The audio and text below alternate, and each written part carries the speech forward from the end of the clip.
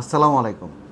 আমি doctor OZM Dastagir, senior consultant spine orthopaedic ও trauma surgeon. Popular medical college হাসপাতালে নিয়মিত যখন নাকি টোটাল নি রিপ্লেসমেন্ট করে থাকি, প্রতিবারই অনেক রোগীরা জানতে চান টোটাল নি রিপ্লেসমেন্ট কেন এবং কী জন্য করা হয় এবং কখন করা উচিত। সে ব্যাপারে আজকে আপনাদের সাথে কিছু আলোচনা করব। মহান আল্লাহ তাআলা আমাদেরকে মানবদেহে, বিশেষ করে আমাদের হাঁটু এত সুন্দর করে বানিয়ে দিয়েছেন যে উপরের অংশে ফিমারের নিচের অংশ এবং টিবিয়ার উপরের অংশ এটি মিলে যে সন্ধি তৈরি করে, যেটাকে আমরা হাঁটু বা নি জয়েন্ট বলি। এই নি জয়েন্টের কাজ পুরো শরীরের ভরটাকে সে বহন করে এবং আমাদেরকে হাঁটতে সহযোগিতা করে, হাঁটু ভাঁজ করতে সহযোগিতা করে এবং আমাদের দৈনন্দিন কাজে খুবই প্রয়োজনীয়ভাবে কাজ করে থাকে। তো যখনই টোটাল নি রিপ্লেসমেন্ট প্রয়োজন হয়, যখনই কাজ করতে গিয়ে আমাদের হাঁটু ভাঁজ হয় না, দীর্ঘমেয়াদী ওষুধ নেওয়ার কারণে, দীর্ঘমেয়াদী হাঁটুর ব্যথার কারণে যখন ব্যথার ওষুধের কাজ হয় না এবং হাঁটুর দুই মধ্যবর্তী স্থানের জায়গাটুকু যখন কমে যায়, কার্টিলেজগুলো এরকম ক্ষতিগ্রস্ত হওয়ার কারণে তখন সাধারণত টোটাল নি রিপ্লেসমেন্টের পরামর্শ দেওয়া হয়। এবার আসি ঠিক কী কী কারণে টোটাল নি রিপ্লেসমেন্ট বা সম্পূর্ণ হাঁটু প্রতিস্থাপন প্রয়োজন হয়।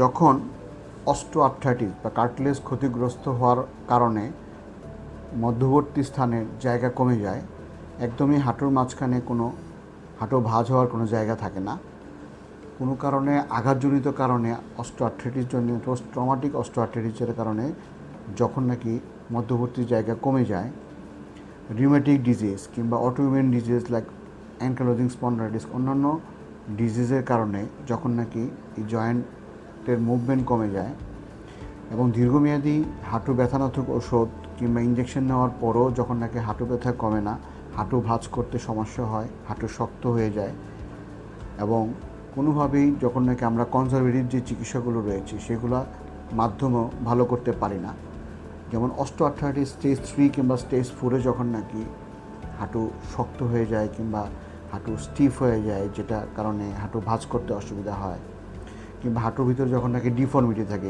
ভ্যারাস অথবা ভালগাস ডিফর্মিটির কারণে, তখন সম্পূর্ণ হাঁটু প্রতিস্থাপন বা টোটাল নি রিপ্লেসমেন্টের প্রয়োজন হয়। এবার আসি যে টোটাল নি রিপ্লেসমেন্ট বা সম্পূর্ণ হাঁটু প্রতিস্থাপনের কারণে কী সুবিধা হয়। সম্পূর্ণ হাঁটু প্রতিস্থাপন বা টোটাল নি রিপ্লেসমেন্টের কারণে হাঁটু ব্যথা থেকে মুক্ত হওয়া যায় এবং হাঁটুর স্বাভাবিক চলাফেরাতে আবার ফিরে যাওয়া যায় এবং দৈনন্দিন জীবনযাপনে সহজভাবে অনেক কিছু করা সম্ভব হয়। অনেকেরই প্রশ্ন যে টোটাল নি রিপ্লেসমেন্ট বা সম্পূর্ণ হাঁটু প্রতিস্থাপনের অপারেশনের সফলতা কেমন। এই ব্যাপারে আমাদের পরামর্শ হচ্ছে একটি দক্ষ টিম এবং জীবাণুমুক্ত পরিবেশ এবং অপারেশন পরবর্তী যে ফিজিওথেরাপি কিংবা অপারেশন পরবর্তী রোগীর কেয়ার ফলো আপ, এই পুরোটুকু এবং রোগীর নিজস্ব এবং রোগীর চারপাশে যারা রয়েছেন সবার সম্মিলিত সহযোগিতায় এই অপারেশনের সফলতা শতকরা 100% খুব ভালো হওয়া সম্ভব।